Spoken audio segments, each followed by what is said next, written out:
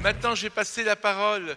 L'année dernière, pour ceux qui étaient là, il y avait mon ami Moulay Youssef Alaoui qui se trouve par là, à qui que j'avais donc donné la mission d'animer une table ronde de chefs d'entreprise.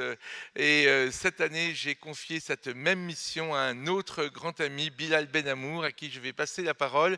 Il faut savoir que Bilal et Moulay Youssef m'ont accompagné avec Anan El Afifi qui est là depuis et Mohamed Amrani que je vois à côté d'elle, m'ont accompagné depuis la création du centre. On a créé ça donc il y a un peu plus d'un an et demi en un tout petit groupe et vous avez vu voilà c'est la beauté que ça a pu délivrer hier, que cette démarche que vous avez pu partager hier.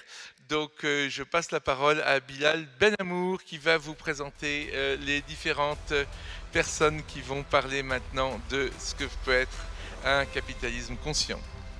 Bilal, à toi. Oui, bien sûr. Euh, oui, ça fonctionne. Donc déjà, je vais inviter mes panélistes à monter, si vous voulez bien, messieurs. Hein, Yank. Vas-y.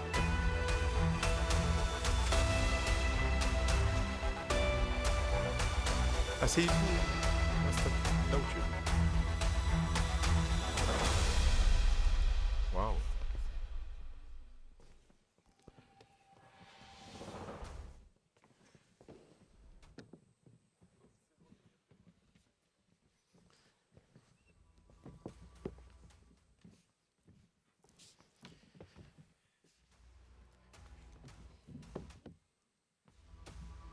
Alors, déjà,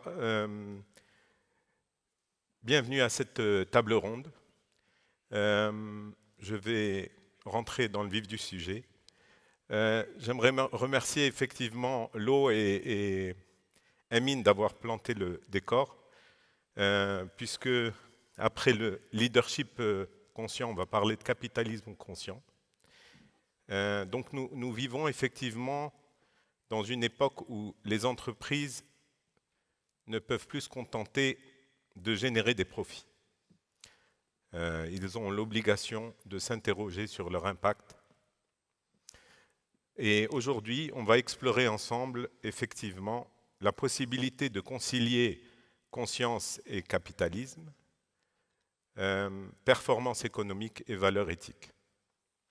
Nos intervenants nous apporteront leurs perspectives et partageront avec nous leur expérience. Merci messieurs d'être là. Et nous espérons bien sûr que vous repartirez avec des idées inspirantes et des pistes concrètes pour agir et entreprendre en conscience. Alors messieurs, je vais vous demander s'il vous plaît de vous présenter. Votre nom bien sûr, votre entreprise et votre secteur d'activité, si tu veux bien commencer, Youssef. Bonjour à tous, merci pour votre invitation, merci Bilal. Donc Youssef Shraibi, donc j'ai créé la société Outsourcia il y a 21 ans, je la dirige encore aujourd'hui et je suis dans le secteur de l'externalisation des métiers de service, donc relations clients, back-office, digital et santé aujourd'hui, dans 4 pays avec 4500 collaborateurs. Voilà. Merci. Merci aussi.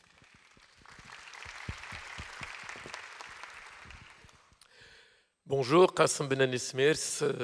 Je suis entreprise familiale, deuxième génération, en cours vers la troisième. On est dédié à l'agriculture et particulièrement à l'agriculture d'exportation. Je suis également dans l'associatif, en particulier avec une association qui s'appelle Senedi, dont je vais vous parler. Et voilà, on a effectivement nous aussi plusieurs milliers de gens qui travaillent avec nous tous les jours et que je les remercie. Merci.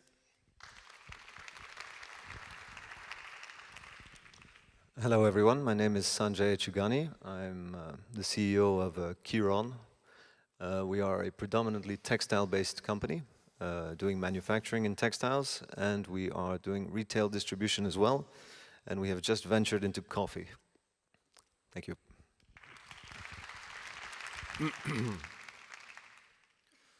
Bonjour, ravi d'être là parmi vous. Merci pour l'invitation, Bilal. Donc, je me prénomme Mohamed Gharari, je suis PDG de ALH Holding. ALH Holding, c'est une société qui opère dans la promotion immobilière, dans l'agriculture, dans l'hôtellerie et dans l'éducation. Et on est présent au Maroc et également en Afrique de l'Ouest, au Sénégal et en Côte d'Ivoire. Merci.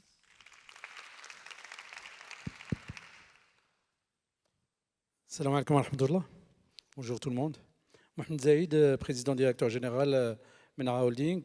On est organisé autour de 4 secteurs d'activité: BTP, aménagement urbanistique, transport et logistique, immobilier et la formation métier. Et merci Sibila pour l'invitation et merci à l'UM6P de nous avoir accueillis. Bonjour à tous.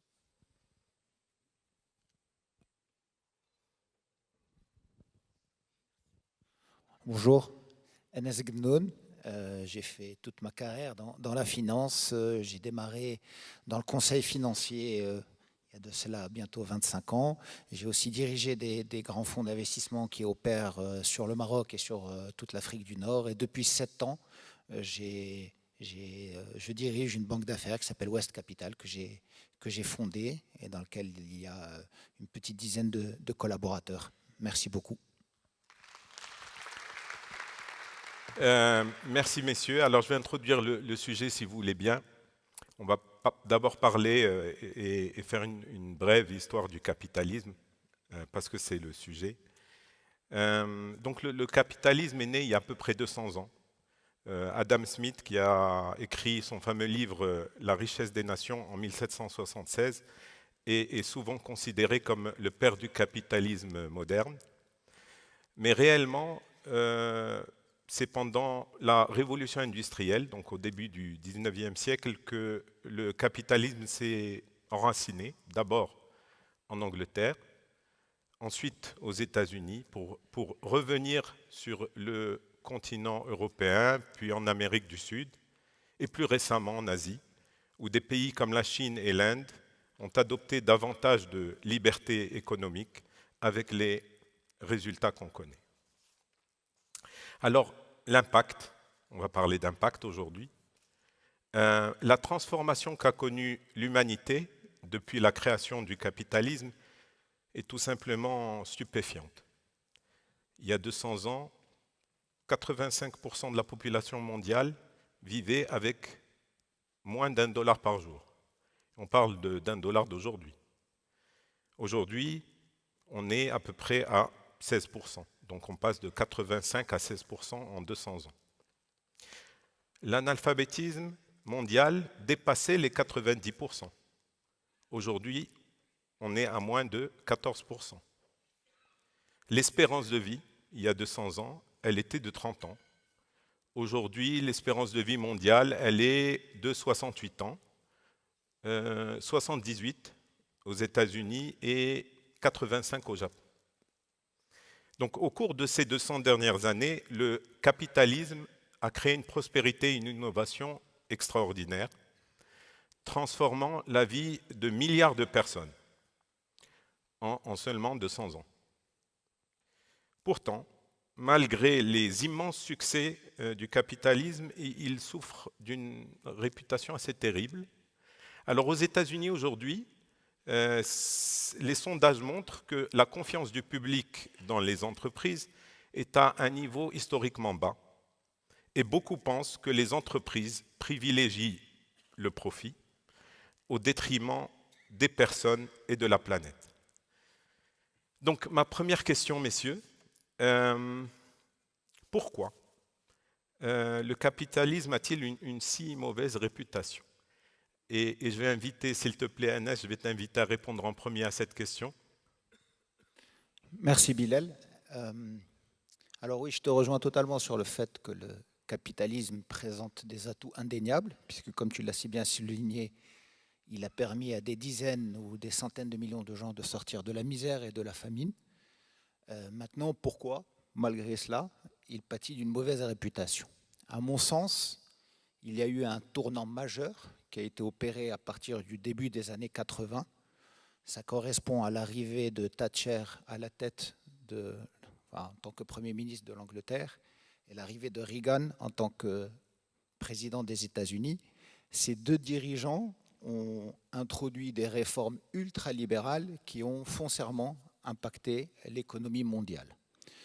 Et ils ont beaucoup dérégulé, ils ont levé beaucoup de contraintes réglementaires et je dirais que ce mouvement s'est accentué avec la chute du mur de Berlin qui a fait qu'il n'y avait plus réellement de contre-pouvoir ou de modèle concurrent et donc le capitalisme avec sa version la plus libérale jouissait quasiment, et c'est encore le cas aujourd'hui, d'une situation de quasi-monopole. Et donc on est aujourd'hui dans une économie qui est de plus en plus libéralisée ou libérale, qui est de moins en moins régulée, de moins en moins encadrée, et bien évidemment ça donne la possibilité à quelques excès, quelques abus de s'exprimer. On le voit, les marchés financiers, les marchés boursiers, le marché de l'immobilier ne se sont jamais aussi bien portés que depuis 40 ans. Alors certes, il y a des petits soubresauts, des petites crises ponctuelles, mais globalement, depuis 40 ans, les marchés se portent très très bien. Alors, ça a quelques conséquences qu'il faut quand même souligner. Ça s'exprime d'abord par le fait qu'il y a des inégalités qui se creusent de plus en plus. On le voit par exemple dans le fait que, si je prends un exemple simple, on est aujourd'hui dans une des universités les plus prestigieuses d'Afrique. Un professeur dans les années 80, en France, dans les grandes villes, avait besoin de l'équivalent de 25 ans de revenus. Il avait besoin de travailler 25 ans pour acquérir un logement, un bien. Aujourd'hui, pour acquérir le même bien, il a besoin de travailler 40 ans. D'accord ? Donc effectivement, ces réformes ultralibérales, elles ont fait que les entreprises ont pour quasiment unique focus le profit. Les primes des dirigeants sont indexées quasi essentiellement et exclusivement sur l'évolution du cours de bourse. Or, pour pouvoir augmenter votre cours de bourse, vous devez augmenter vos profits. Pour augmenter votre profit, parfois vous avez besoin de faire des pressions sur les salaires. Donc des inégalités qui augmentent. Il y a une étude de UBS, la plus grande banque suisse, qui est sortie en 2023, qui a démontré que 2% des individus dans le monde détenaient 50% des richesses mondiales. Bon, donc ça c'est un fait, c'est des inégalités. Donc la fameuse phrase que moi j'entends depuis que je suis petit, à savoir que les riches deviennent plus riches et les pauvres deviennent plus pauvres, n'a jamais été aussi vrai. Donc on a une précarisation, on a un appauvrissement d'un côté, à des populations qui n'ont pas accès à ces marchés financiers, d'accord ? Parce que quand vous avez des difficultés à arriver à vos fins de mois, vous n'avez pas d'argent pour aller investir sur les marchés boursiers, pour aller acquérir de l'immobilier. Au contraire, les populations favorisées surfent sur cette vague et s'enrichissent de plus en plus. Alors ça, j'ai essentiellement concentré mon discours sur la financiarisation de l'économie, sur le poids de l'économie, et donc sur cet excès, cet abus du capitalisme. Je n'ai pas parlé des ravages que ça faisait en matière d'écologie, je n'ai pas parlé du consumérisme rampant, qui fait qu'aujourd'hui, les familles, leur occupation principale, c'est d'aller au mall le week-end. Donc, quand on était petit, on allait à la mer, on allait à la forêt. Je n'ai pas parlé du fait que des biens aussi essentiels que l'éducation, l'eau, la santé sont devenus des business normaux. Je n'ai pas parlé du fait que des grandes multinationales, notamment les GAFAM, commençaient à avoir une influence de plus en plus inquiétante. Non pas uniquement sur l'économie, mais également sur la société, sur la politique. Et donc, bien évidemment, tous ces abus, tous ces excès font qu'il y a des conséquences néfastes en matière d'image et de perception. Anas, merci beaucoup. C'est Mohamed, je vais t'inviter également à répondre à cette question. C'est Mohamed Zaïd. Il faudra que c'est vrai, il faudra que je sois plus précis. Donc, c'est Mohamed. وإلا سمحتي علاش في نظرك هاد السمعة السيئة ديال الرأسمالية والمؤسسات والمقاولات؟ سي بلال تيظهر لي يمكن ملي طرحت عليا السؤال بالعربية بغيتي نجاوب بالعربية ياك؟ معلوم. لا وإلا بغيتي. ما كاين مشكل. وكلنا تنهضروا العربية تنظن. لا أنا غير احتراما للناس اللي كاينين برانيين هنا، مي بان لي يمكن راه كاين الترجمة الفورية. واخا شكرا سي بلال على هذا السؤال. في الحق انا اش غادي نقول لك، عشت تجربه على ارض الواقع مع الاب ديالي الله يرحمه اللي توفى في 2016 من 96. وشفت عشت المجموعه ديالنا اللي كبرات على مر السنين، ولاحظت بزاف ديال الفترات من التطور ديال المجموعه ديالنا من خلال المستخدمين ديالنا اللي في الحقيقه دائما تيكون عندهم الهاجس الاول هو انه يعيش عيشه كريمه بحال الناس اللي عندهم الامكانيات الماديه. وهاد المساله هذه تنظن انا شخصيا غتبقى مدى الحياه تدفن الدنيا، لانه بكل بساطه حيت مع الاسف كاينين الناس اللي تيفيقوا بكري وتيمشيو يخدموا ويجتهدوا وتيجيب الله تيسير تيكرموا الله من بعد باش انه يكون هو رجل اعمال، يبدا بشويه بشويه بدرجه بدرجه حتى يوصل للطموح ديالو، ولكن الطموح ما عمره تيسالي. دائما كاين طموح ان كل خطره هذه مساله فطريه، لانه كل واحد اللي دار كي تيقولوا البيزنس ديالو الاعمال ديالو راه تيطمح دائما لما اكثر. ولكن كاينين الناس اللي تيفيقوا بكري وما عمرهم تيكون عندهم الحظ انه يوصلوا للمبتغى ويوصلوا بحالهم بحال الناس الاخرين. كانت واحد الجمله كان تيقولها لي الوالد الله يرحمه تيعاودها في المقر الثاني ديالو، المقر الرئيسي الثاني اللي كنا فاش التحقت بالوالد عشت فيها انا واحد في حياتي العمليه، عشت فيها واحد تقريبا من 96 حتى 2002 باش تحولنا للمقر الرئيسي الحالي دابا. وكان تيعاود واحد القضيه لانه كان عند المكتب ديالو تيطلع على الورشه ديال الصيانه ديال الشاحنات. وكان سمع واحد السيد من الناس اللي كانوا خدامين معاه كان تيقول بانه وراه طلعوا على ظهرنا. هذه الجمله هذه معروفه تيقولها الناس اللي ما قدرش يوصل، قال لك المشي لما وصلش للحم حاشاكم تيقول خنزه. واحد النهار هو خلاه حتى لواحد المناسبه، قال لي اجي فلان، قال لي الا طلعنا احنا على ظهركم علاش انت ما تطلعش على ظهر الناس اخرين؟ زعما الاختصار مفيد راه خصو يفهموا. انا بالنسبه لي هذا التصور ديال الاخر، داك اللي تيكون خدام عندك تيكون عنده تصور خاطئ، لانه بالنسبه لي الرزق ديال الانسان مكتوب في السماء قبل من الارض.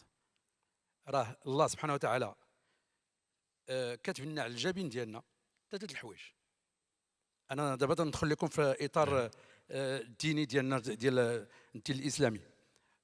واش غادي نكون سعيد ولا شقي ولا فقير ولا غني، وشكون شريك حياتك اللي غادي يكون؟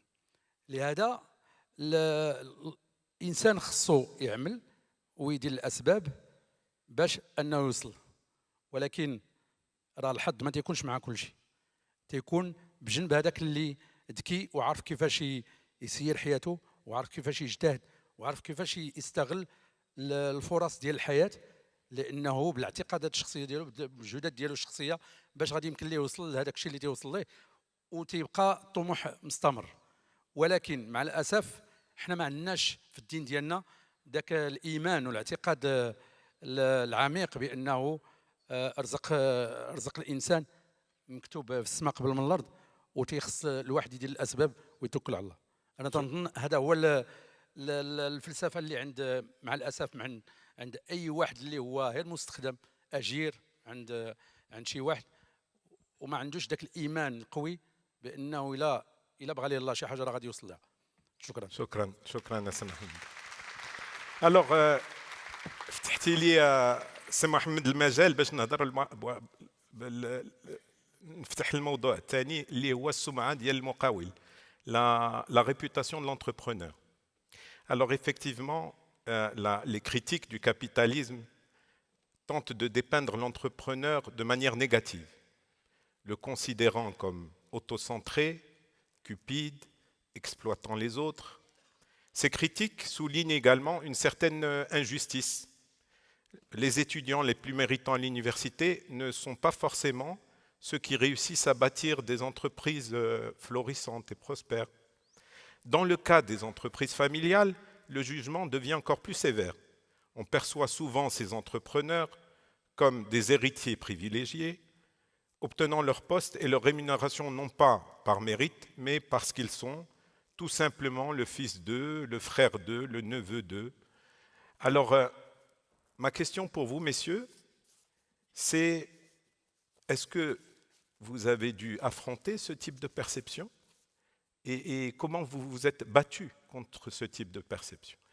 Est-ce que, Mohamed, tu veux bien répondre en premier? Merci pour cette question, Bilal. Pour ma part, c'est un combat au quotidien qui s'est un petit peu atténué d'année en année parce qu'on a pu bâtir une certaine confiance. Mais avec les différentes parties prenantes, que ce soit nos clients, ils nous perçoivent souvent comme des vautours. Et donc on a besoin de changer cette perception.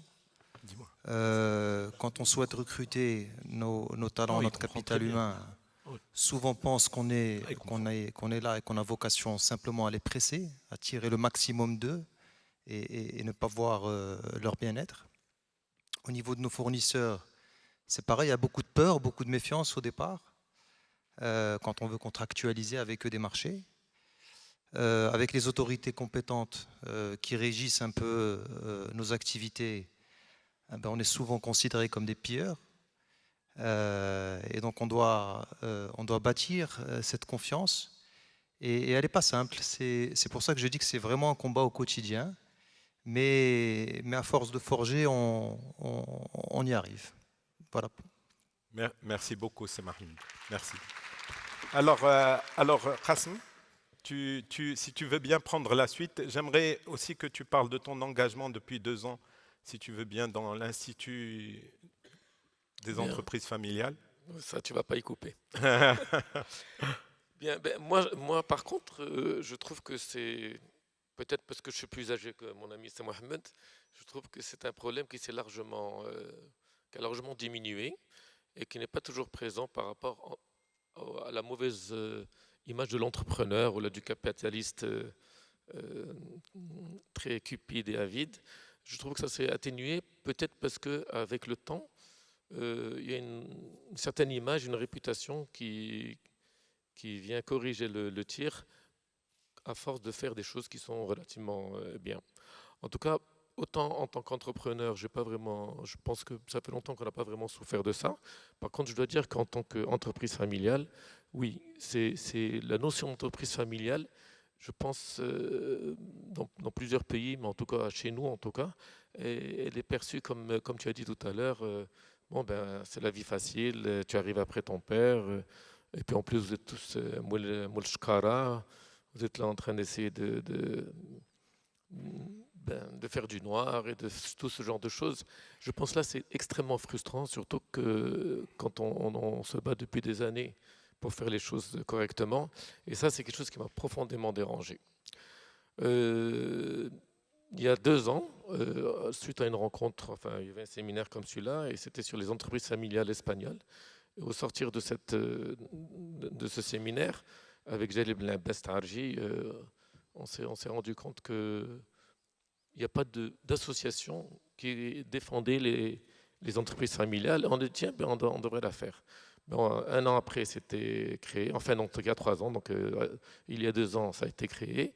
Et puis, on s'est rendu compte qu'il y avait énormément de gens, toutes les parties prenantes, c'est-à-dire les entreprises familiales, mais également les banques, les boîtes conseil, les AFC de la Banque mondiale, tous ces gens-là, tous nous ont approchés, parce que c'est effectivement un truc très important.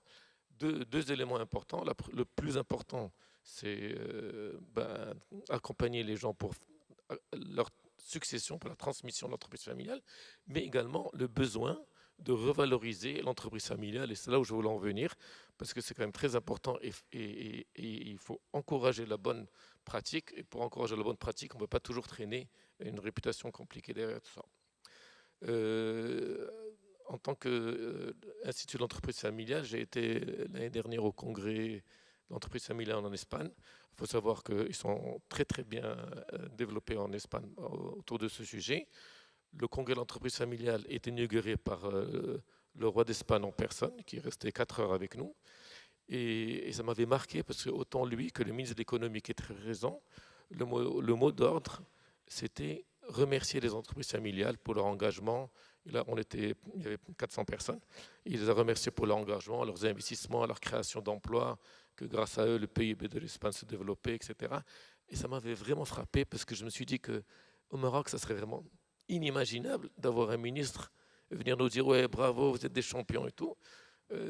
Et ça fait partie de mon objectif aujourd'hui. Voilà. Ben écoute, je te souhaite bon courage et j'ai aucun doute, Inch'Allah, que tu vas y arriver. Merci beaucoup, Qassem.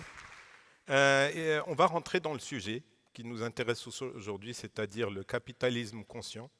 Et le premier principe, effectivement, du capitalisme conscient, c'est que chaque entreprise a le potentiel d'avoir une mission. En anglais, ils disent purpose. En français, c'est difficile de traduire ce mot.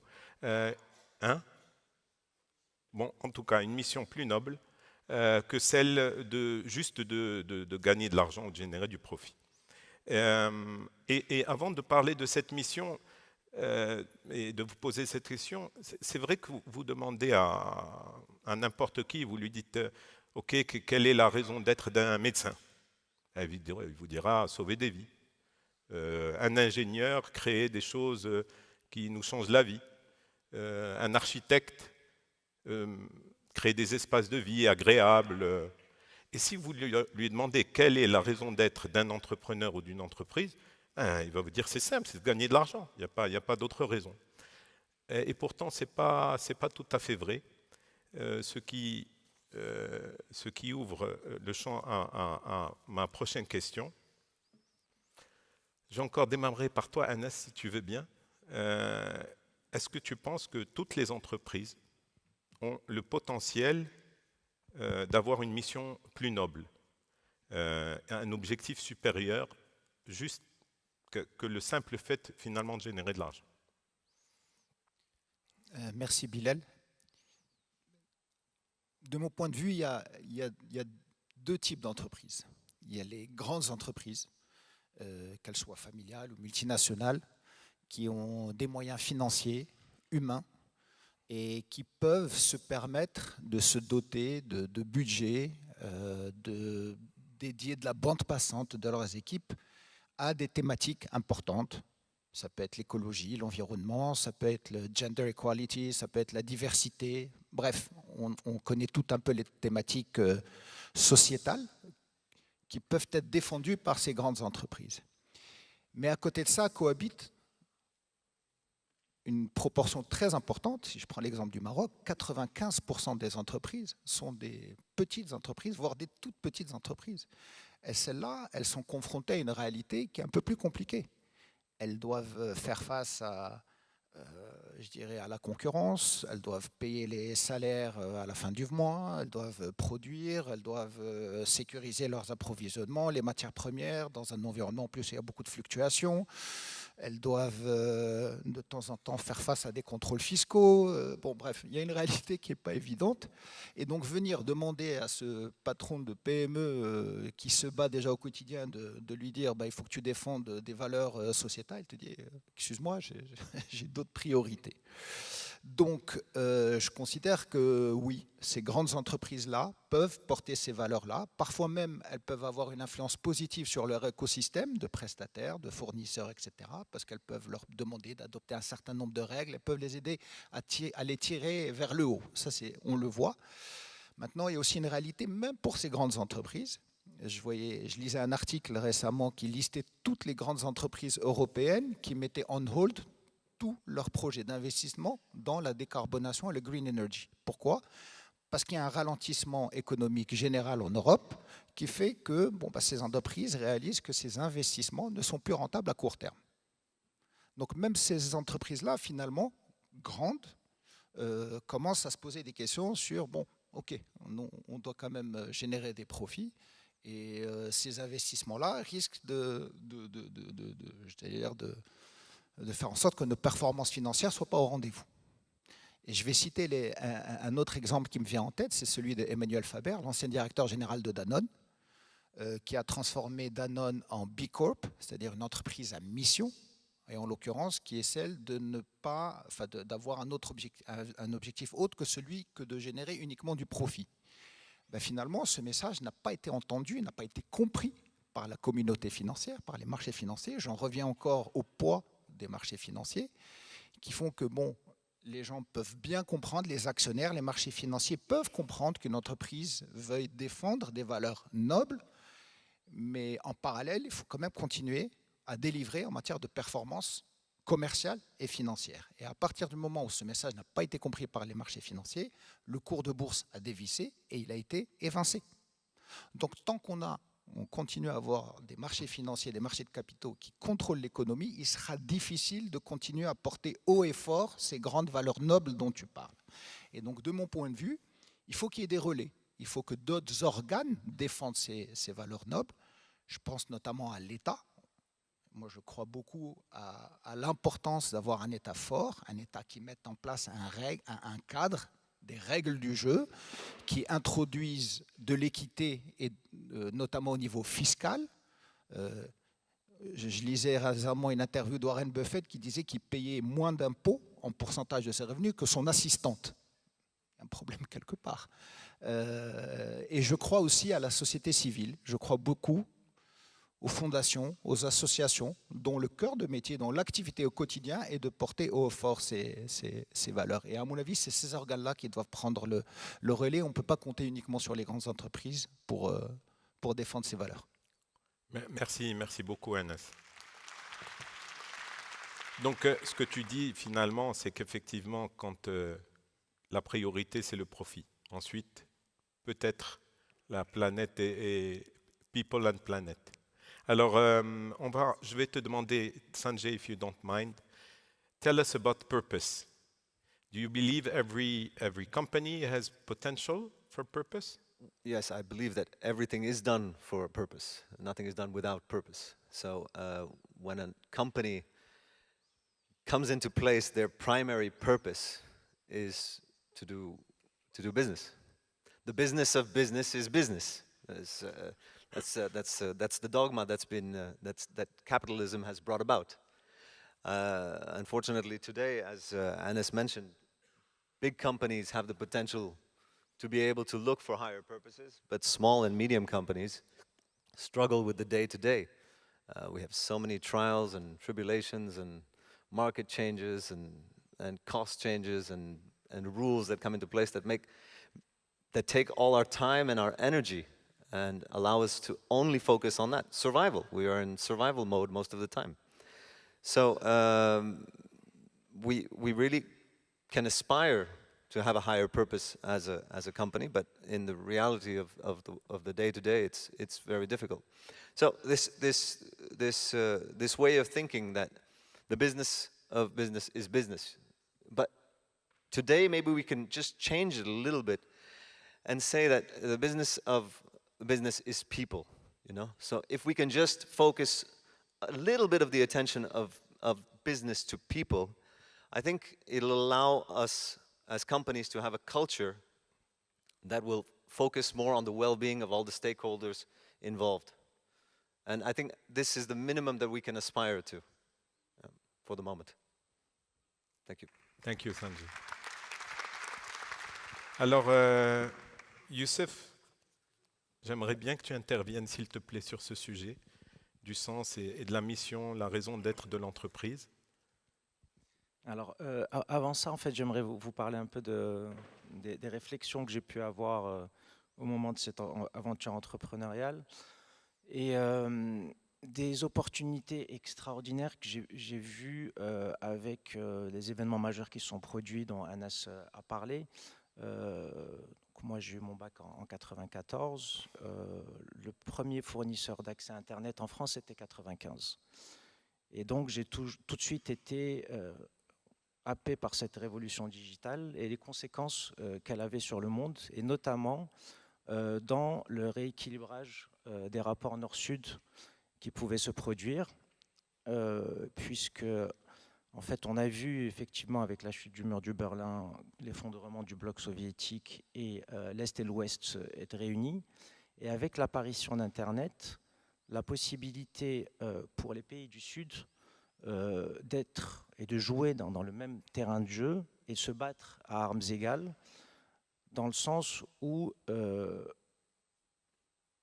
la première valeur était celle du capital humain, et que cette opportunité qu'on pouvait avoir de valoriser nos talents du Sud pour le compte d'entreprises du Nord, sans avoir à le faire avec des mouvements migratoires qu'il y a pu y avoir pendant tout le début du siècle, grâce justement à la toute-puissance d'Internet.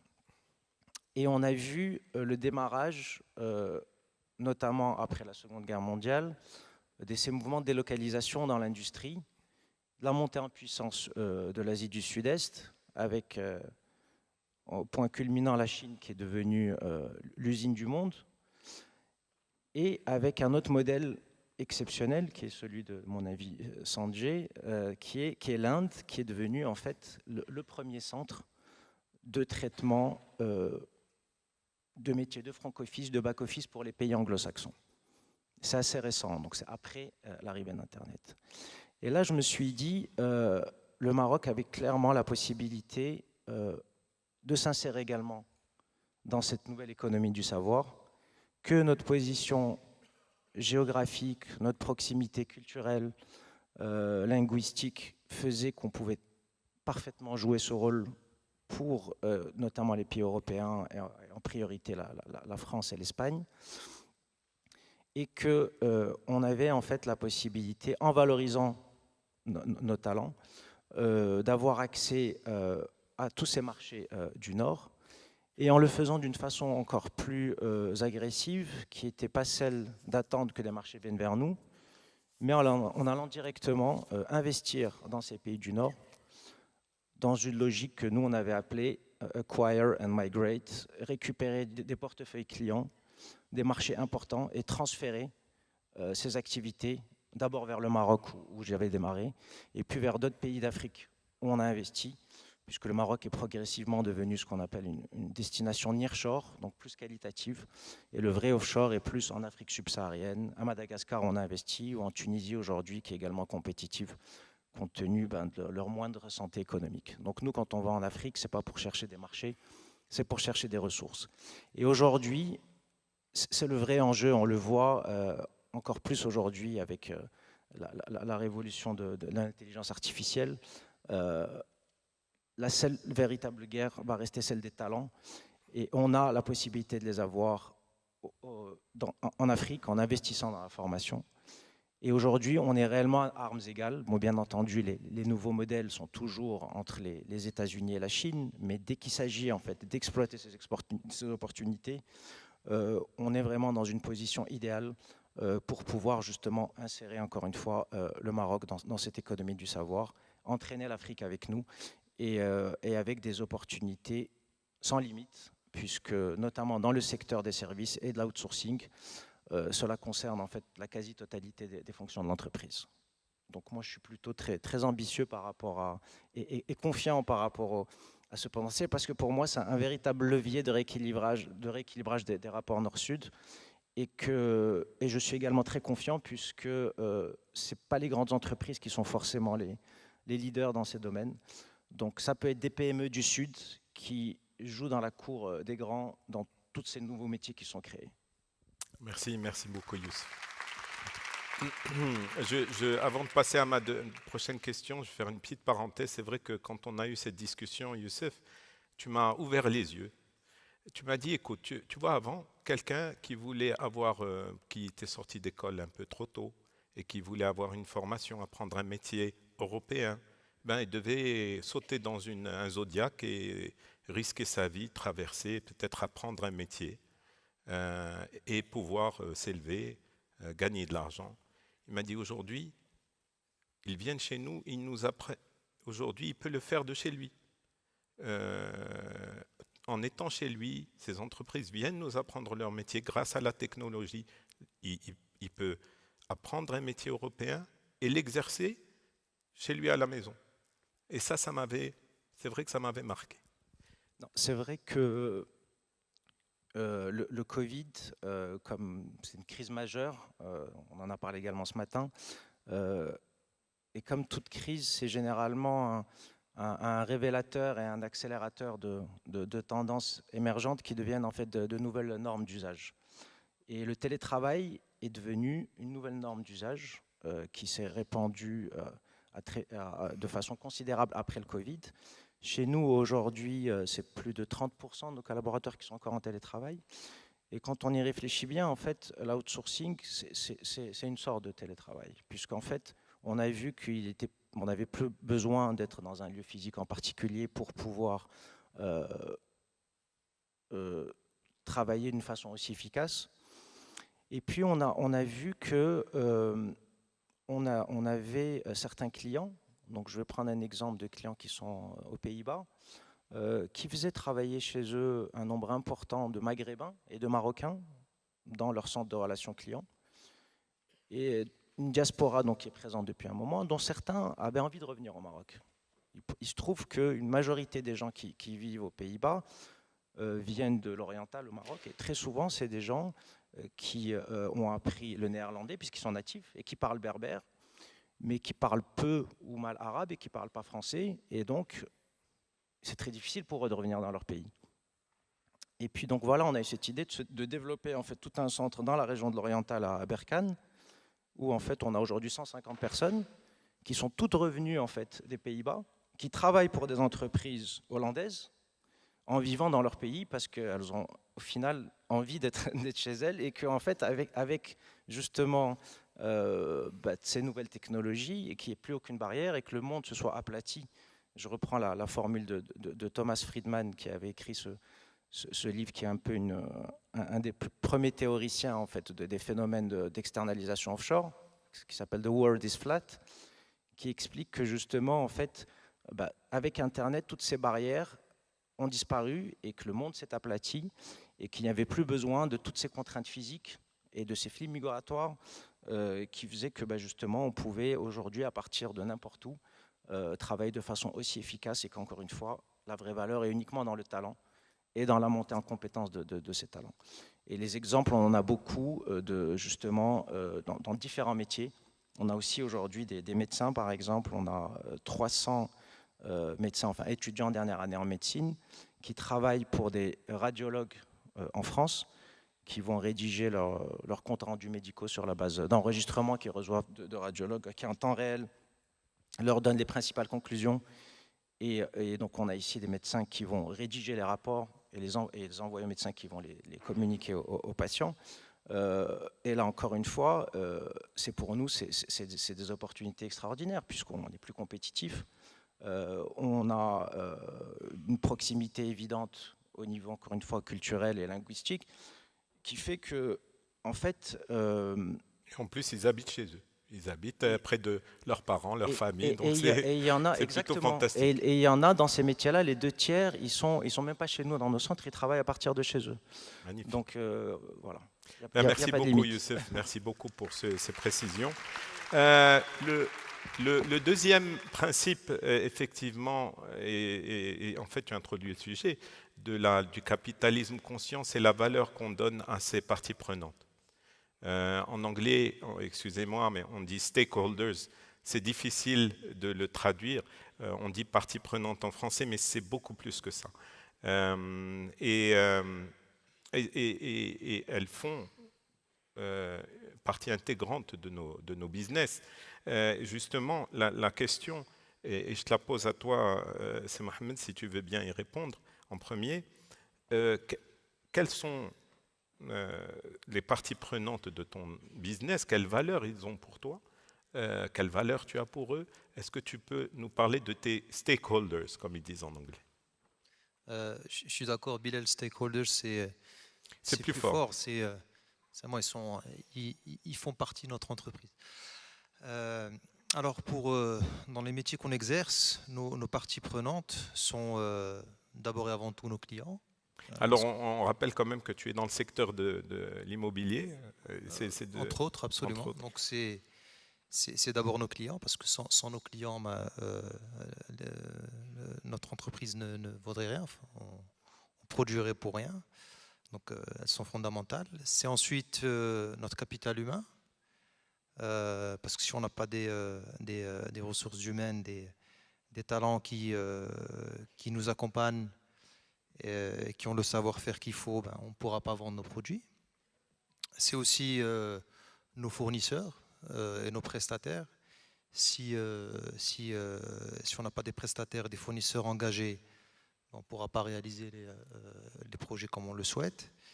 C'est nos partenaires financiers, c'est nos actionnaires. S'ils ne croient pas en notre projet, en nos produits, ils ne vont pas investir de l'argent. Voilà, c'est tout cet ensemble-là qui fait qu'ils sont extrêmement importants pour que notre entreprise avance. Merci beaucoup, c'est Mohamed. Alors je sais, et cette fois je vais te donner la parole à toi, Anna, s'il te plaît.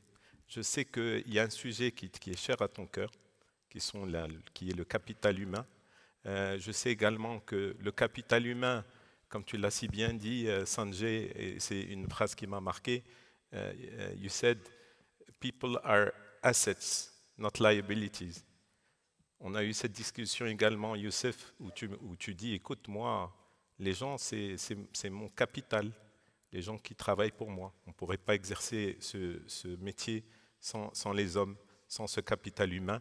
Donc, Anas, est-ce que tu veux bien intervenir sur, on est toujours sur le sujet des parties prenantes, mais spécifiquement sur l'humain, qui aujourd'hui est un sujet chez nous, le capital et le développement du capital humain. Effectivement, Bilal, moi je suis dans le domaine du service et du conseil en particulier, donc tout repose sur le capital humain. Je ne suis pas dans une industrie manufacturière où une partie du travail ou de la production peut reposer sur des machines. En fait, on est à 100% dépendant des capacités intellectuelles et analytiques des individus ou des collaborateurs de l'entreprise. C'est ce qu'on vend à nos clients.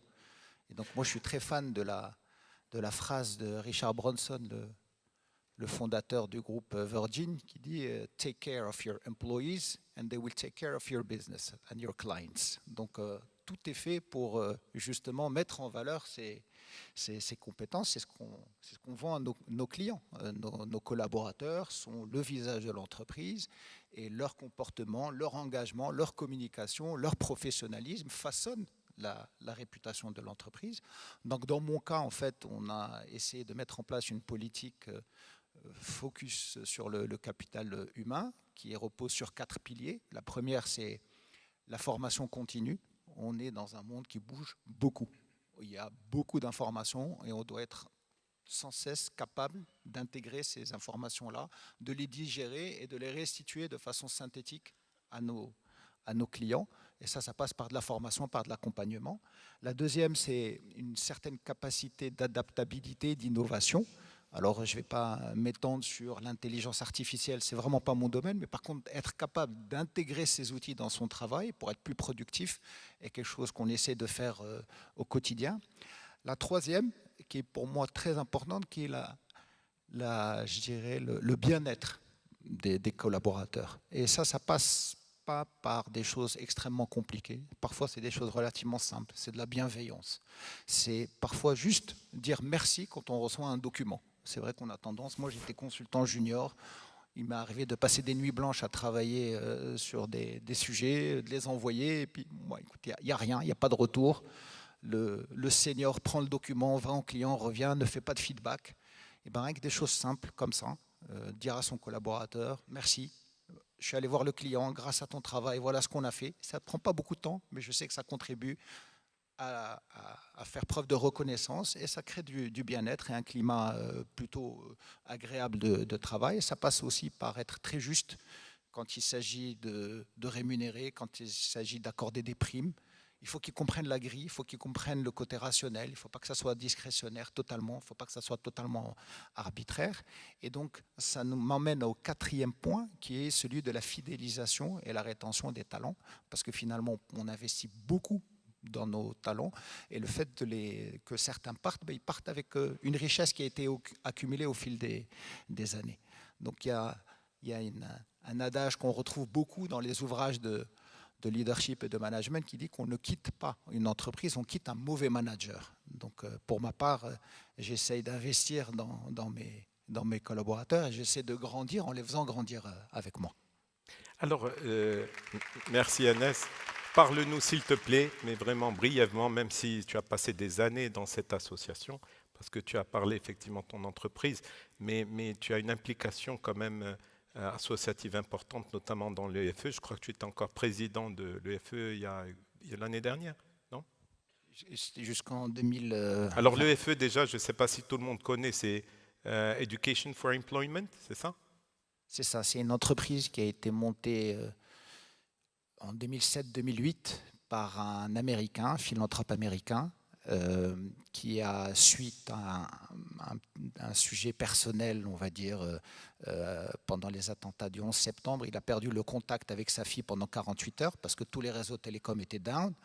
Et donc, comme elle travaillait, elle, dans une des tours qui a été touchée, il pensait qu'elle était partie, qu'elle était morte. Et heureusement que ce n'était pas le cas, mais du coup, ça a provoqué quelque chose en lui.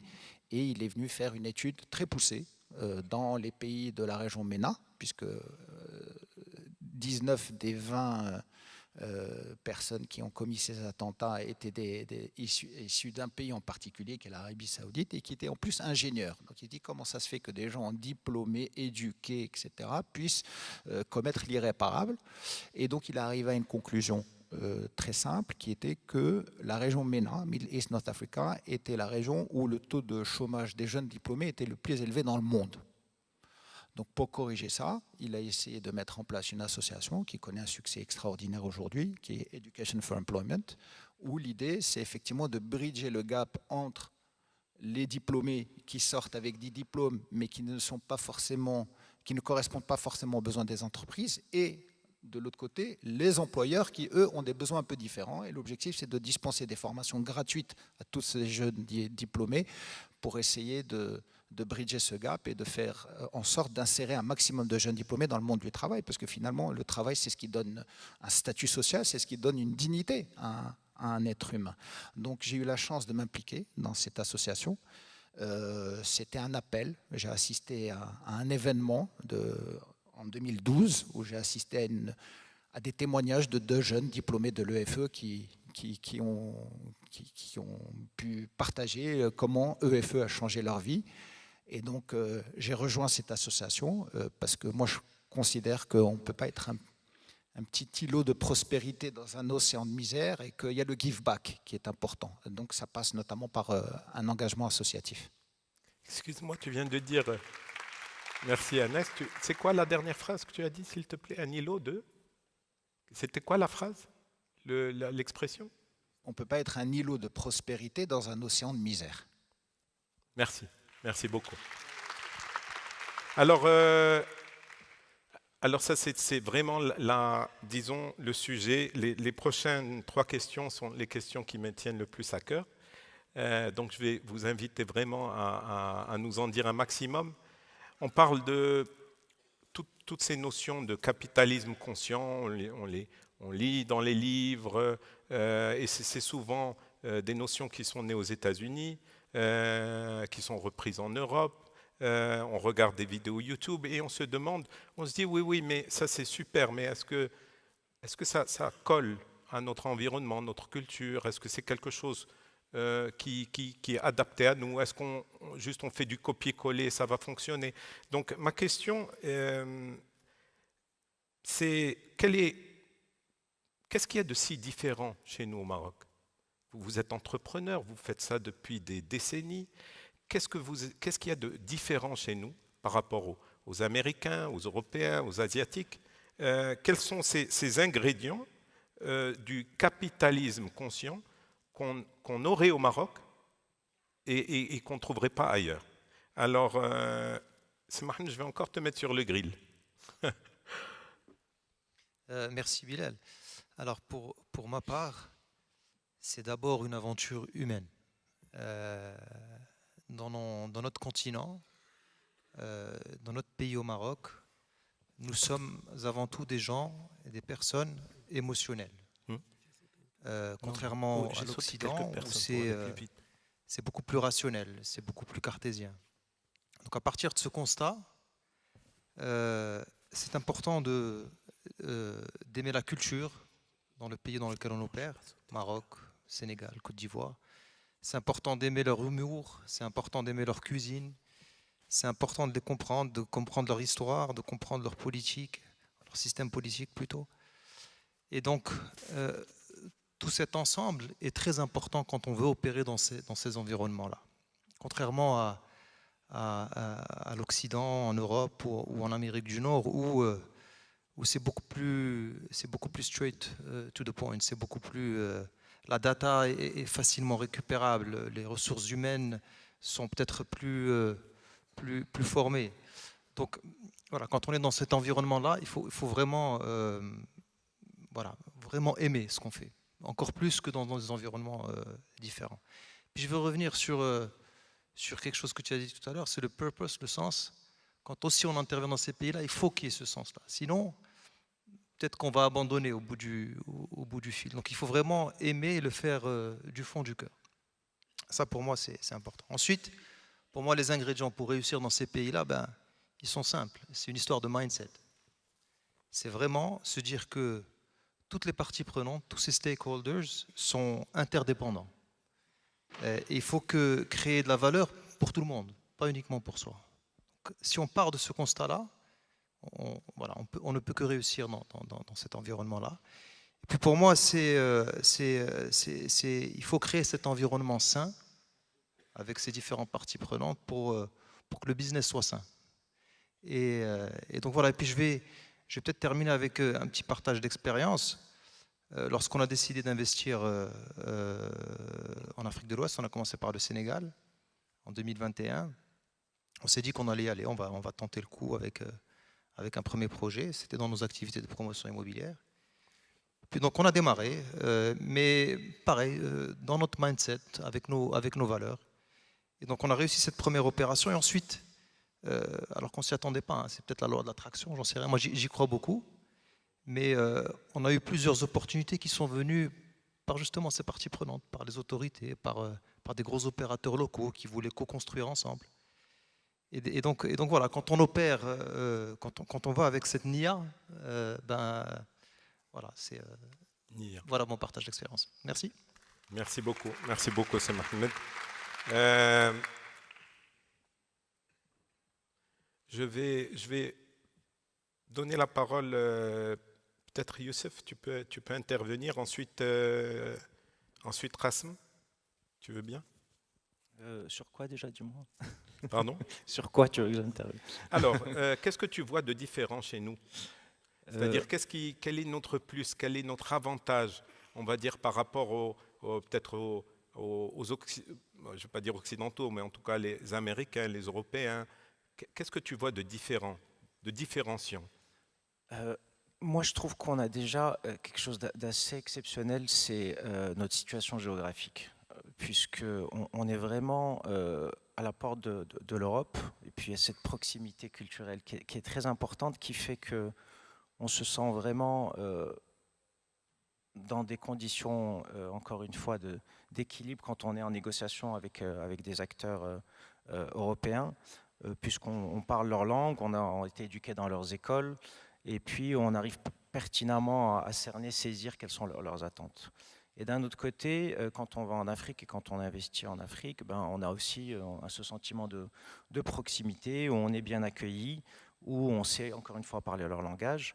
Et je pense que malgré ça, il faut savoir respecter les spécificités culturelles de chaque pays. Alors nous, dans notre modèle chez Outsourcia, même si on était proche des Français, on a vu que le vrai mouvement qui a tout fait basculer, c'est lorsqu'on a décidé de devenir également entreprise française, et qu'on a été la première entreprise marocaine à racheter un acteur français dans ce secteur de l'outsourcing, à l'inverse du mouvement dominant qui était un mouvement nord-sud.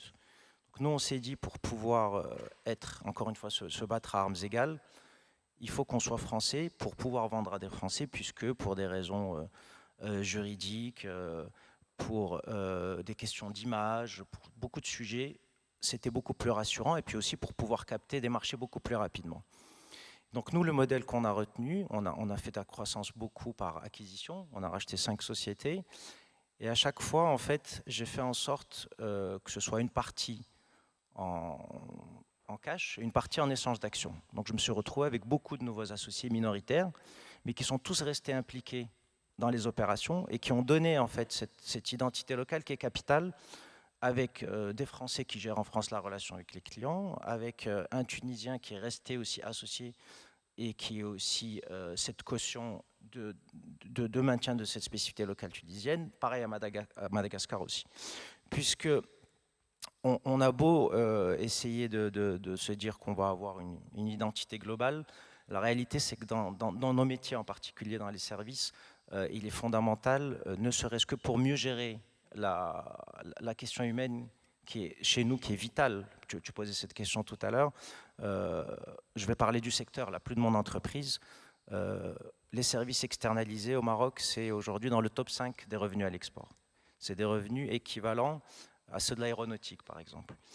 C'est 18 milliards, à peu près une vingtaine de milliards de dirhams de chiffre d'affaires. Mais il faut savoir que la différence, c'est que nous, on ne vend que de la matière grise. Il n'y a pas d'intrant dans notre métier, on n'importe rien pour exporter. Donc en termes de contribution nette à la balance commerciale, on est un secteur qui est loin devant beaucoup d'autres, puisque justement, la seule chose qu'on valorise, c'est nos ressources. Chez nous, dans notre compte de résultat, le capital humain, c'est 70% de nos coûts. Et donc, notre nouveau métier qu'on a été obligé de faire, c'est qu'on est devenu une agence de recrutement, c'est intégré dans chaque pays. Des cabinets de formation, c'est également intégré dans chaque pays. On a, chez Outsourcia, recruté plus de 500 personnes en 2024. Malheureusement, pour recruter 500 personnes, on doit en voir, j'exagère pas, plus de 8000. Pardon? Ouais, oui. 8 Oui, 000? on a un souci énorme de maîtrise, notamment en termes de communication, de maîtrise des langues, ce qui fait qu'on va recruter entre 5 et 10% seulement des personnes qui se présentent. On en parlait d'ailleurs avec Anas la dernière fois sur ces sujets de manque, d'inadéquation entre l'offre et la demande au niveau de l'emploi. Et donc chez nous, c'est un drame. Et c'est aussi pour ça qu'on va dans notre pays. C'est pas seulement pour réduire nos coûts, c'est pour trouver des talents. Là, aujourd'hui, chez Outsourcia, on a plus de 30% de nos effectifs qui sont d'Afrique subsaharienne. Qui travaillent au Maroc. Qui travaillent au Maroc. C'est pas parce que, bien entendu, ils ont exactement les mêmes conditions, avec, et des compétences totalement égales, voire supérieures des fois en maîtrise des langues, mais c'est parce qu'on ne trouve pas suffisamment de talents chez nous qu'on doit en fait les chercher. Et c'est aussi pour ça qu'on se dit au bout d'un moment, c'est pas très naturel de leur demander de venir s'installer au Maroc. Allons-nous dans leur pays pour trouver directement ces talents là où ils sont. Donc, je répondais aux deux questions à la fois. Donc, oui, l'élément humain, il est fondamental. Et le maintien des spécificités locales, il est fondamental. Et nous, on est dans une position réellement privilégiée où on peut vraiment faire ce pont. Et moi, je le vois même en réunion. J'ai d'un côté mon client qui est en Europe, d'un autre les country managers qui sont dans les pays de production. Et je me sens géographiquement en permanence entre les deux, puisqu'on a cette aptitude exceptionnelle de pouvoir à la fois comprendre les besoins du Nord et de fournir les talents du Sud. Et on a une position idéale pour le faire. Merci, merci beaucoup. C'est Qassem.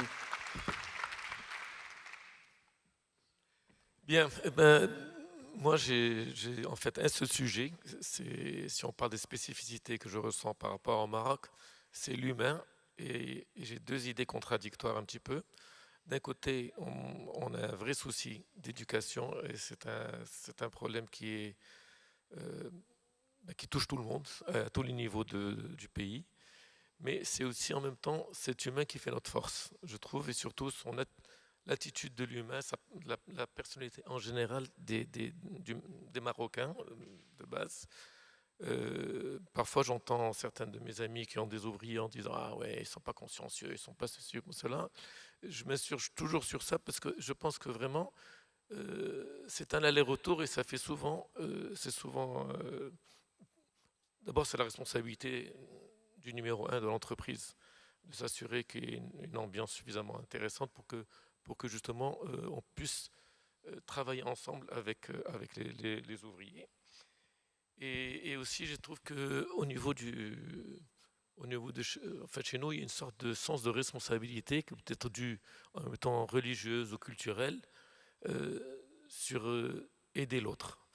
J'avais un directeur d'une station de conditionnement qui a géré des centaines d'ouvriers pendant des années et il m'avait dit une chose qui m'avait marqué. Il m'a dit au Maroc, si tu dis à quelqu'un fais, peut-être qu'il va le faire, peut-être qu'il ne va pas le faire. Mais si tu lui dis écoute, j'ai un problème, j'aimerais bien que tu m'aides. Ta'aoun ma'aya, c'est pas comme der. Et ça, c'est extrêmement important, surtout quand c'est fait avec Nia. Et ça donne vraiment ses fruits. On a beaucoup de chance de ce côté-là. C'est un peu comme l'exemple de, bon, maintenant les voitures, elles sont plus fiables, mais quand les voitures tombaient en panne et quelqu'un poussait sa voiture, tout de suite, il y avait 10 personnes qui se regroupent autour de la personne pour l'aider à pousser la voiture. Ou si quelqu'un tombe dans la rue, contrairement peut-être en Occident, eh ben, on a tout de suite des gens qui viennent pour essayer d'aider et tout. Cette empathie qui est spécifique, pour moi, qui est une spécificité marocaine, est quand même très, très, très importante. Et il y a la deuxième chose aussi qui est très importante, c'est la considération. Quand on t'enqadre bennas, ils nous le rendent bien. Et je pense que ça, c'est une chance, parce que c'est peut-être pas présent dans d'autres cultures, mais c'est encore une fois, je pense que c'est aussi culturel, peut-être un peu religieux. Mais t'enqadre bennas, ils se sont plus importants, et puis ils nous le rendent bien. Et là, je vais vous raconter une histoire et tu m'arrêtes quand tu veux parce que quand je commence à ce sujet, qui un petit peu démontre cette histoire d'empathie et de considération. En 2006, on avait une station de conditionnement, dans le sud, où le directeur de la station avait des soucis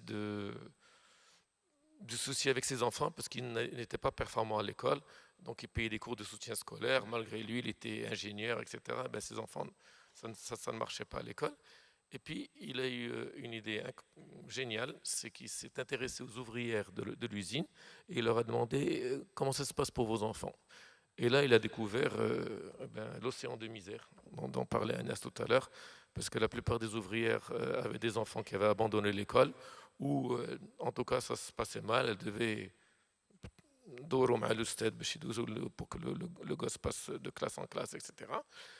Et ben, il m'a rien dit, mais il a fait venir un prof le soir, parce que l'usine est à côté de là où habitent les ouvrières. Donc on a une cinquantaine d'enfants qui sont venus. Et un jour, j'étais à l'usine, il me montre ça. Et en fait, c'est son empathie qui a fait que ça a commencé. Et ensuite, on a créé une sorte de phénomène de cercle vertueux entre... tout le monde était gagnant, entre... d'abord l'enfant, mais l'ouvrière, l'entreprise et un petit peu quelque part la communauté, parce que cette expérience après a débouché sur une boule de neige. On a commencé 50, on a grandi, et au bout de 3-4 ans, j'ai eu de plus en plus d'amis qui nous disaient on voudrait faire ça avec toi s'il te plaît, ça serait intéressant et tout. Et on a lancé donc ce qu'on appelle la Fondation Senadi. L'année dernière, on est monté à 4000 enfants, on a 40 entreprises qui étaient avec nous. Puis après, on a été appelé par l'INDH, et là, on est monté à 30 000 enfants. Et on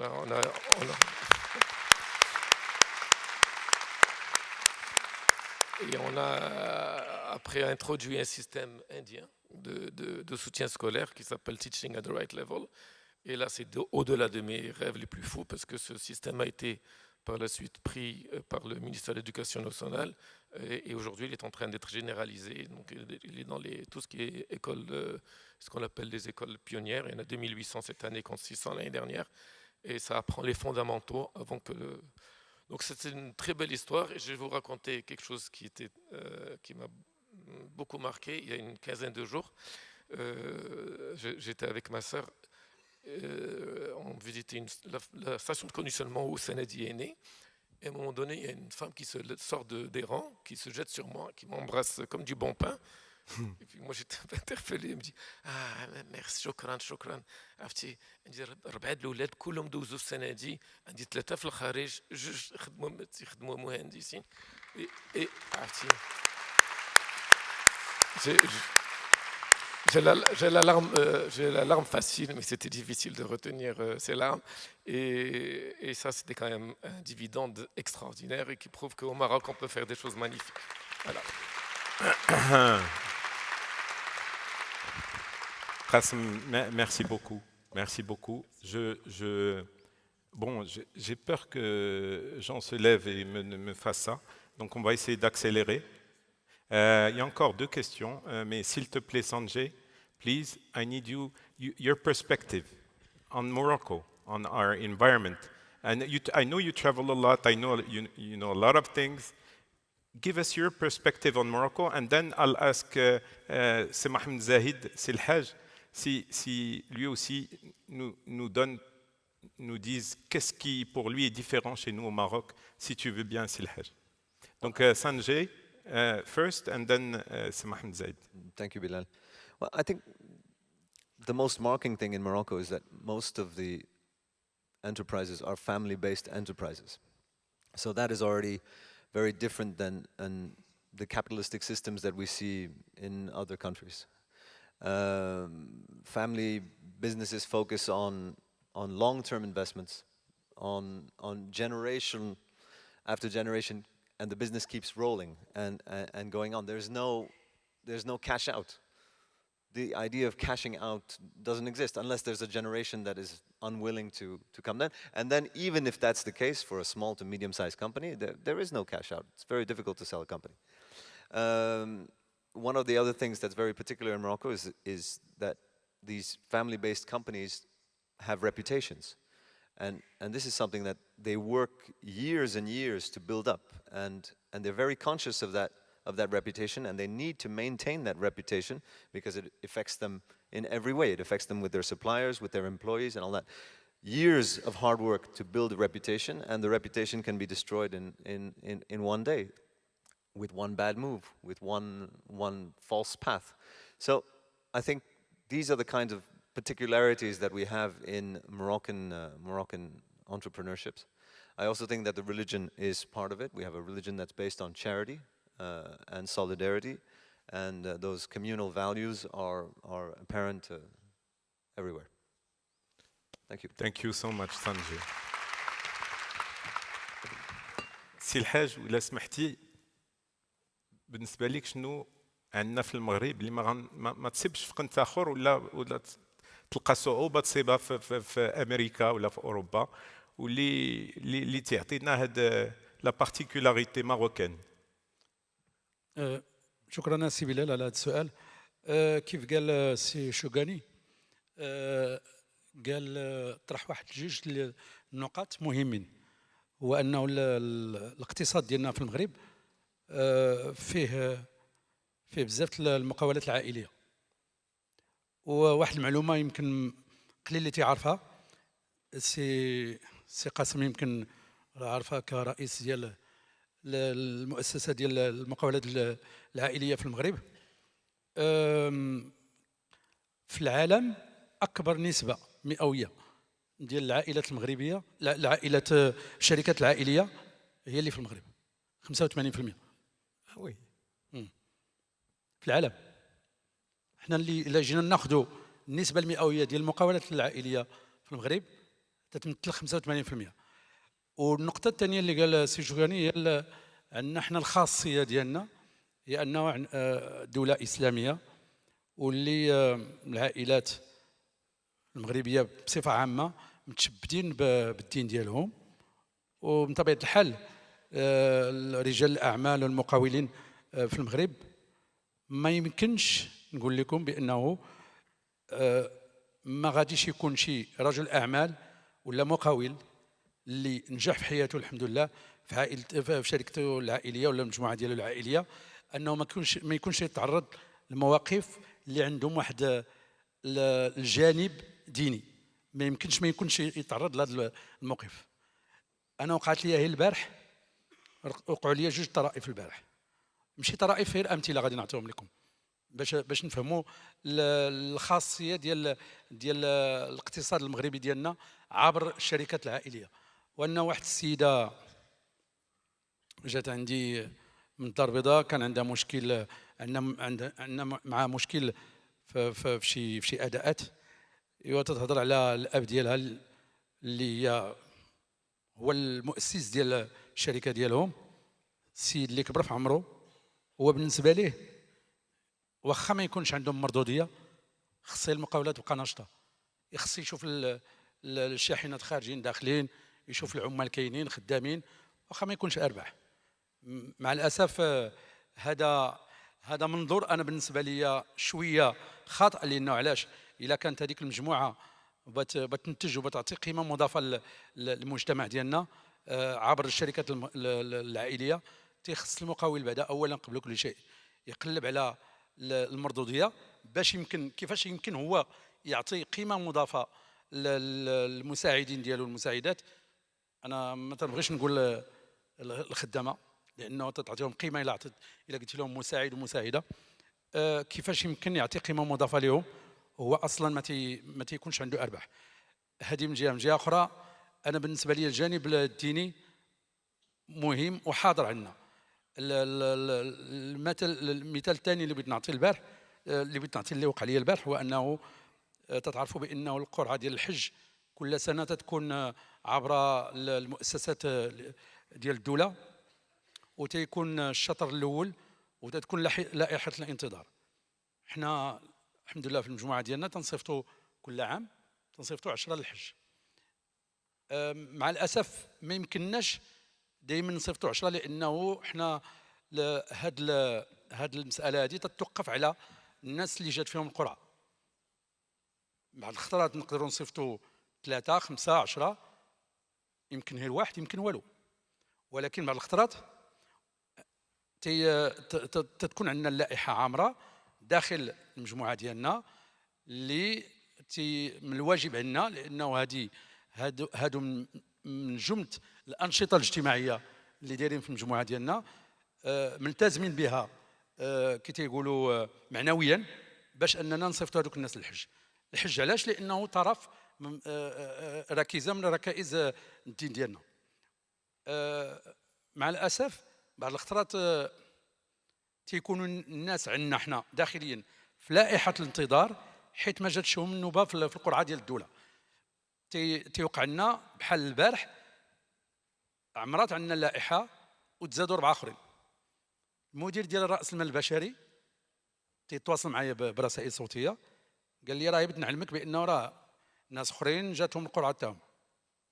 قلت له واخا، واش غتوجد لهم، واش غتقول لهم؟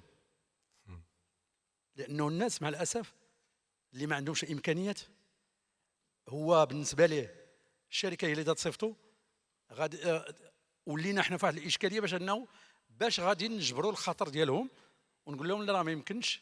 مع الاسف حنا الميزانيه عندنا محدده في 10 الناس اللي غادي نصيفطوا في كل سنه. هاد الناس هادو في هاد الموقف هذا ما غاديش يتقبلها بدماغهم، لانه علاش؟ حنا كمقاوله مغربيه ومجموعه مغربيه على غرار المجموعات العائليه اللي كاينه في المغرب، تيكون عندهم الجانب الديني حاضر ولو بنسبه قليله، وهذه النسبه تتجلى في انه تيخص الى ذاك الاخر ما عندوش امكانيات باش يمشي للحج، راه تقدر تخلص ليه من جيبك، ولا راك داير واحد النظام داخلي في المجموعه اللي تجعل الاخر انه يحس بانك تتحس به وبانه معتني به وبانه تتوفر له حتى ذاك الجانب الديني، لانه بالنسبه ليه بينه وبين الله خصو يؤدي هذاك الواجب. مع الاسف هذه واقع وحقائق اللي كاينه عندنا في المجتمع المغربي، وحنا الا كانوا عندنا مبادئ واخلاقيات في المقاولات ديالنا تيخصنا نتعاملوا معها باش نقولوا بانه راه تنعطيو قيمه مضافه للمجتمع ديالنا على المستوى المهني. هادو هي جوج امثله اللي عطيتكم، لانه الا جينا نهضروا في هاد الامور كاين بزاف ما يتقال. هذه هي الخاصيه ديال سي محمد. الجانب الانساني والجانب الديني. Donc le côté فعلاً. humaniste et le côté spirituel, et فعلاً. religieux. فعلا حاضر في Merci. المجتمع ديالنا. Alors voilà, j'ai 5 minutes les amis, et on a quand même gardé les meilleures questions pour la fin. On va peut-être donner la parole à 2 personnes sur chaque question. Là, j'ai besoin que vous partagiez, peut-être qu'on a des entrepreneurs ou des jeunes entrepreneurs ou des étudiants parmi nous, pour vous, que vous nous décriviez cette aventure entrepreneuriale. Et surtout, quel impact est-ce que cette aventure a eu sur vous? Donc, si tu veux bien, Sanjay, si tu veux bien commencer par rapport, effectivement, l'aventure entrepreneuriale, si tu devais la décrire. Si je devais là? Décrire, if you had to Okay, d'accord. describe this journey. The journey. Well, the entire entrepreneurial experience is the journey. And there's nothing but this that we are looking forward to. We're looking forward to the day-to-day of the journey. There is no end goal, there is no finality to this entrepreneurial experience that we're living, because I think we're all entrepreneurs here, and if we stop doing this particular business that we're in, we'll move on to something else. Even if we say we're going to retire, after a few years, the itch will start coming in again, and we'll venture out and do something else, because it's part of who we are. I just want to describe a little bit my experience with my entrepreneurial journey. I graduated with an MBA, and I was 22 when I came back to Morocco, and I was asked by my father to come back and join the family business. It was a question he asked me, and without hesitation, of course, when your father asks you to come, I came back to help. And there was nothing in anything I had ever learned in my MBA or in my bachelor's in business management or anything like that taught me what it would be like to deal with the complexities of a family business. And so having to deal with family on a lot of different levels. I still had my grandfather who was around, my parents were both involved, siblings, extended family. Everyone was part of this enterprise, and I think this part of it has led me to learn a lot about controlling emotions, which you get very good at being involved in this kind of thing. And another thing is dealing with expectations, because I think the expectations you have from a lot of people that you're dealing with on a day-to-day basis causes you to want and expect things from them, and then when you don't get it, you rage. So on my journey, this is what I've learned, and I hope that I will keep learning. I mean, the journey keeps going, and we'll keep on learning. Thank you, Sanjay. Youssef, est-ce que tu pourrais décrire un peu ton aventure et peut-être par ton partage d'expérience inspirer des jeunes entrepreneurs qui se lancent? Je sais que toi tu as démarré Outsourcia il y a 21 ans, c'est ça? Oui, il y a 21 ans, mais je vais parler de la première entreprise que j'avais créée, et justement c'était à l'issue d'une rencontre comme celle-ci où j'avais rencontré un entrepreneur à HEC qui m'avait fait bifurquer, puisque moi j'étais parti plus pour faire de la banque d'affaires, et donc j'avais fait un peu de fusion-acquisition, puis j'avais travaillé sur la partie introduction en bourse, et c'était le tout début des premières introductions en bourse des startups. Et je voyais en fait ce nouveau modèle incroyable qui était né grâce à Internet, d'entrepreneurs jeunes avec des idées disruptives sur des nouveaux marchés qui arrivaient à des niveaux de valorisation très importants dès le départ. La réalité, c'est que moi, je suis parti au départ avec une idée du capitalisme plutôt, de se dire il faut sauter sur cette opportunité et quitter ces métiers traditionnels et ne plus être conseiller, mais être acteur de cette révolution. Et donc, j'ai créé ma première entreprise quand j'étais en deuxième année d'école, et c'était la première place de marché en France qui s'appelait Marketo. Et on avait, au bout de 3 mois, réussi à faire une levée de fonds très importante qui a valorisé l'entreprise à 30 millions d'euros à l'époque déjà, avec bien entendu que des idées, un marché encore naissant. Et 2 ans après, on a revendu l'entreprise à Vivendi, toujours qu'avec des idées et pratiquement rien de réalisé, 0 chiffre d'affaires, beaucoup d'investissements en technologie. Alors tellement fort que en fait, je me suis senti un peu imposteur en fait. Et que c'est un sentiment qui a fait que j'ai rejeté en fait tout ce qui était start-up par la suite parce que je me suis dit en fait on a laissé aucun impact. Ça a été destructeur de valeur pour tout le monde. Bon, c'était très fort en termes d'expérience. Nous, on a gagné de l'argent, mais on n'a rien laissé parce que la technologie aussi qui a été rachetée par Vivendi n'a pas pu être exploitée. Toutes les personnes ont fini par quitter l'entreprise. Et donc, on a gagné de l'argent, mais on n'a rien laissé. Et du coup, j'étais un peu traumatisé, en fait, et je me suis dit, ne monte plus jamais de start-up, va vers des vrais métiers et crée une vraie entreprise. Et puis surtout, apprends un métier, parce que même si tu as fait HEC, que tu as monté une start-up, tu n'as pas de métier, tu ne sais rien faire. Tu as fait un beau business plan, tu as raconté une belle histoire, tu as revendu ta boîte, mais tu n'as pas de métier. Et en plus, je voulais revenir au Maroc. Donc là, je me suis dit, je vais m'intéresser à un secteur intéressant. Et je me suis intéressé aux télécoms. Je me suis dit, voilà, c'est un secteur qui est naissant, libéralisation du marché. J'aime beaucoup les moments de disruption. Et à chaque fois qu'il y a une disruption, c'est là où les opportunités arrivent. Donc je me suis dit, je vais apprendre ce métier pendant 2 ans. Et donc je me suis retrouvé accidentellement en mission de bras droit du patron de la relation client de chez Orange. Et c'est comme ça que j'ai atterri dans l'externalisation, enfin dans les métiers de la relation client et de l'externalisation, et puis du tout début du phénomène de l'outsourcing en offshore, et encore une fois de ce modèle indien que je me suis dit on pouvait reproduire au Maroc. Et donc là je me suis dit tiens, je vais créer pas une start-up mais une vraie société avec 100 000 dirhams de capital. Et pendant 13 ans, je n'ai pas réinjecté 1 dirham de plus que les 100 000 dirhams initiaux.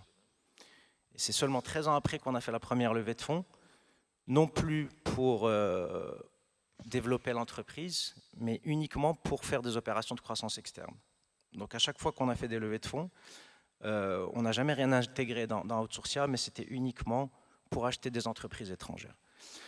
Et donc là, pour le coup, je me dis, tiens, ça a vraiment un sens, puisque déjà on montre que le modèle des startups, il a vraiment ses limites, et que la vraie valeur, très souvent, elle est dans les entreprises qui vont être rentables sur des marchés existants, où on arrive avec une approche différenciante, mais on ne va pas créer en fait un marché, c'est beaucoup trop ambitieux. Et puis aussi, on ne va pas essayer de se dire qu'au Maroc, on va pouvoir faire des choses exceptionnelles, puisqu'on est sur un marché qui est quand même très petit, et que les vrais marchés, ils sont dans le nord. Et parce que très souvent, j'accompagne aussi des entrepreneurs, je suis business angel, j'ai investi dans quelques sociétés, et c'est toujours la même chose qui me drive, c'est je ne veux pas aller sur des choses qui sont trop nouvelles, puisque je sais que la question du timing est très importante, et quand on arrive beaucoup trop tôt sur des marchés qui n'existent pas, ben, en fait, on se focalise sur le produit, mais on oublie en fait le client et le marché, et donc ça ne fonctionne pas en général. Et puis les modèles aussi qui se disent on va se faire les dents au Maroc, et puis après on va l'exporter en Afrique. Le Maroc c'est petit, c'est difficile, et l'Afrique c'est encore plus petit et plus difficile. Donc pour moi ça ne marche pas en fait. Pour moi les marchés ils sont dans le nord, ils sont beaucoup plus faciles à capter, seulement ils ont des niveaux de marge qui sont inférieurs, et nous on a des talents qui sont dans le sud, on a une compétitivité qui est ici. Donc c'est pour ça qu'encore une fois, je vois qu'une autoroute d'opportunité dans ces mouvements-là.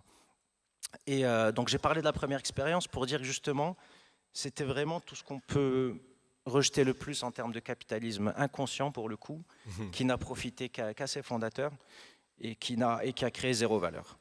Et qu'à l'inverse, on peut être dans des histoires qui, moi, me tient à cœur pour le coup, parce que ça fait 21 ans, et qui a surtout l'avantage de ne pas avoir de limites, parce que si c'était uniquement du call center, ça a énormément de limites, et d'ailleurs c'est en train de reculer dans certains métiers. Mais et dès le départ, ma vision c'était de parler de Outsourcia, que le nom aussi était important, c'est que je me disais, le vrai métier c'est l'outsourcing, et en fait c'est un métier qui a aucune limite, puisque on voit que même en termes de valeur, quand les entreprises font confiance à d'autres acteurs pour gérer certaines de leurs fonctions, ben en fait, à terme, les rapports de force s'inversent, et c'est nous qui commençons à maîtriser mieux certaines de ces fonctions. Et c'est vrai qu'un motif de satisfaction, par exemple, ça a été pour certains clients. Alors nous, dans notre top 20, on en a 15 qui sont là depuis plus de 10 ans. Donc, on voit qu'on est sur des liens qui sont très, très, très étroits. Pourquoi? Parce qu'en fait, le savoir-faire se transfère et qu'on a certaines entreprises qui, aujourd'hui, nous envoient certains directeurs qui arrivent chez eux se former chez nous, puisqu'en fait, l'expertise a été transférée et qu'en fait, ils n'ont plus cette activité en interne. Et donc là, on se dit, en fait, on est vraiment sur des rapports de force qui sont rééquilibrés et sur des modèles qui sont pérennes. Et encore une fois, sur quelque chose dans lequel on va pouvoir toujours investir, qui est le capital humain. Dans de la vraie économie. Dans de la vraie économie, et pas la nouvelle, et pas des startups. Merci beaucoup, Youssef. Alors, là, je vais vous demander, s'il vous plaît, un témoignage personnel. Et je vais le demander à Mohamed et à Qasim. Qasim, je vais commencer par toi, s'il te plaît, c'est notre dernière question. Excuse-moi, Jean, si j'ai un peu débordé. J'aimerais que tu nous parles de l'impact que l'aventure entrepreneuriale a eu sur toi. Alors, merci Bilal. Si tu permets, je vais te répondre en deux parties, en tant qu'entrepreneur et en tant qu'entreprise. En tant qu'entrepreneur, déjà, je me suis retrouvé beaucoup dans ce qu'a dit mon nouvel ami Sanjay, au niveau oui, depuis hier. Mais au niveau de la partie du voyage, de l'apprentissage, des émotions, clairement. Tout ça, c'est quelque chose qui nous accompagne tout au long. Et personnellement, moi, ce que je retiens de ce que je suis devenu, c'est la différence avec ce que j'étais. En fait, à force de progresser dans les années, on apprend à élargir sa zone de confort. Et ça, c'est quelque chose qui est très enrichissant. Parler devant un public, il y a quelques années, je crois que je me serais enfui en courant plutôt que de venir vous affronter. Et en fait, la zone de confort, plus elle s'élargit, plus on se sent bien dans une zone plus importante. C'est ça le principe. Et ça, c'est quelque chose que l'entrepreneur tire de son expérience, à mon avis. La deuxième, et celle-là, elle est vraiment pour moi très importante, surtout pour les jeunes entrepreneurs, c'est la notion de résilience. Et ma sœur et moi, on est donc là depuis 35 ans. On a eu à affronter des moments très difficiles, vraiment très très difficiles, avec beaucoup de doutes. Et puis ça a remonté, puis ça peut redescendre, ça a remonté. Et toute cette résilience, ça nous rend plus forts. Bon, c'est ce qu'on dit, c'est ce qui ne te tue pas te rend plus fort. Et effectivement, c'est ce que j'ai retenu, c'est ce que j'aimerais bien transmettre aux gens, à mes enfants, enfin, et à mes nièces. Et c'est ça qui nous a fait aller de l'avant, parce qu'à la fin de la journée, le temps souvent arrange les choses, et puis là, on commence à voir la lumière au bout du tunnel, et c'est quelque chose qui est encourageant pour un nouvel entrepreneur. Il y a aussi une autre idée que j'ai apprise avec le temps, et puis que je retrouvais en lisant quelque chose, c'est la fameuse prière de Marc Aurèle, je suis sûr que beaucoup d'entre vous la connaissent. C'est Dieu, donne-moi le courage de me battre contre les choses que je peux changer, la sagesse, la sérénité d'accepter ce que je ne peux pas changer. Ce n'est pas la peine de gaspiller ses forces. Et la sagesse de pouvoir faire la différence entre les deux. C'est quelque chose qui est très vrai en tant qu'entrepreneur et en plus encore plus vrai en tant qu'agriculteur. Donc ça, merci beaucoup, Qasim, merci. Merci beaucoup. J'ai la partie entreprise. Je t'écoute. Après, je m'arrête, promis. Écoute, comme disait Sanjay et puis même Anas, au début, c'est vrai que notre but ultime, c'était de nous en sortir et qu'il fallait se battre pour gagner de l'argent, etc. Donc ça nous a animés pendant des années. Et ça a été notre unique préoccupation jusqu'au moment où on a commencé à se rendre compte qu'il y avait autre chose. Et on a commencé à penser plutôt à la RSE. C'est comme une sorte de prise de conscience graduelle. Donc la RSE, c'est faire quelque chose qui dépasse le cadre légal pour faire du bien, que ce soit par rapport à les gens qui travaillent avec nous, par rapport à la communauté. Mais la vraie prise de conscience, ça a été un peu plus tard, assez récemment, c'est avec l'apparition de l'ESG. Donc l'ESG, c'est tout ce qui est environnement d'abord, tant au niveau de l'impact carbone, la partie des déchets, qu'est-ce qu'on fait avec nos déchets, et la partie des ressources. Nous, on est agriculteurs, bien sûr qu'on utilise de l'eau, mais il faut apprendre à l'utiliser à bon escient. La partie S, c'est la partie sociale et sociétale, c'est tout ce qu'on fait donc, pour les parties prenantes, en particulier les gens qui travaillent avec nous.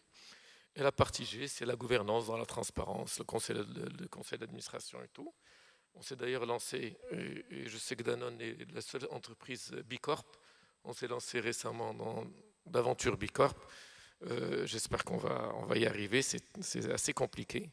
Et j'étais un peu déçu de savoir que le cours de bourse de Danone a chuté, mais bon, nous, on s'en fout, on n'est pas en bourse, donc on veut quand même se battre pour le faire, parce que c'est une prise de conscience collective, et c'est ça que j'ai aimé, c'est que c'est pas que juste les patrons qui s'intéressent à le sujet, mais il faut que tout le monde participe au niveau de l'entreprise. En fait, cette prise de conscience, elle est importante, et tout à l'heure, quand Sibel Mleh parlait du bas japonais, ça m'a interpellé. J'étais au Japon dernièrement dans le cadre du congrès familial des entreprises familiales, et il y a un japonais qui nous a dit au Japon, ce qui est important, c'est de faire bien, pas de faire grand. Et ça m'a beaucoup interpellé, parce que c'est cette notion de prise de conscience de dire oui, il faut faire bien.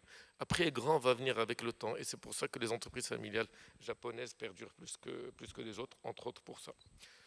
Donc le dernier point, c'est par rapport au leadership.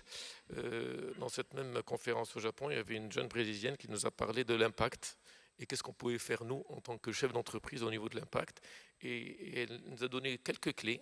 Et en fait, on a ce qu'elle appelait polycapital. On a plusieurs capitaux ou atouts entre nous. Bon, quand on a le premier, c'est le capital ou l'atout économique. Qu'est-ce qu'on fait de l'argent qu'on peut gagner, qu'est-ce qu'on peut faire comme bien, etc. Et ça, je trouvais que c'était bien parce qu'il y avait plusieurs. Il y avait le capital économique, il y avait le capital social, prêcher la bonne parole dans une association, entre ses amis, ce qu'on fait aujourd'hui, par exemple. Tout ça, c'est important pour essayer de faire changer les choses. L'autre capital, c'est le capital carrière. Qu'est-ce que vous faites dans l'entreprise dans laquelle vous travaillez? Il y avait le capital politique, pour ceux qui font de la politique, essayer de changer les lois dans le bon sens.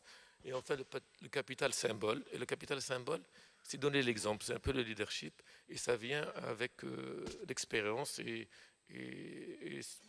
Bon, c'est aussi une question de réputation qui est contagieuse, enfin on l'espère.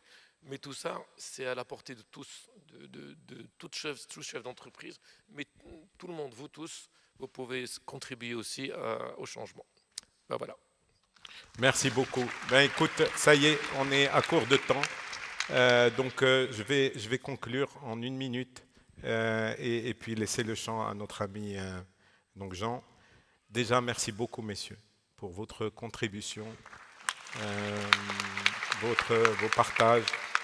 Ce que je peux retenir, enfin ce qu'on retient de ces échanges, c'est qu'effectivement, il est possible de concilier capitalisme et conscience, qu'il est possible de concilier performance économique et valeurs éthiques, on a une vraie particularité marocaine et africaine. Maintenant, il s'agit de la développer, il s'agit de développer notre propre modèle qui est respectueux de l'humain, respectueux de notre culture, de notre environnement. Et il est évident, merci Qasim encore une fois, que l'aventure entrepreneuriale a un impact sur l'entrepreneur. C'est-à-dire que finalement, elle révèle, ou elle lui permet de révéler son plein potentiel, forcément intellectuel, émotionnel, mais je dirais même presque spirituel. Donc voilà, je voulais vous remercier encore une fois, remercier l'ABS et l'UM6P de nous offrir un si bel espace d'échange, et bien sûr le public, d'abord pour votre présence, et ensuite pour votre patience et votre écoute et votre attention. Merci beaucoup.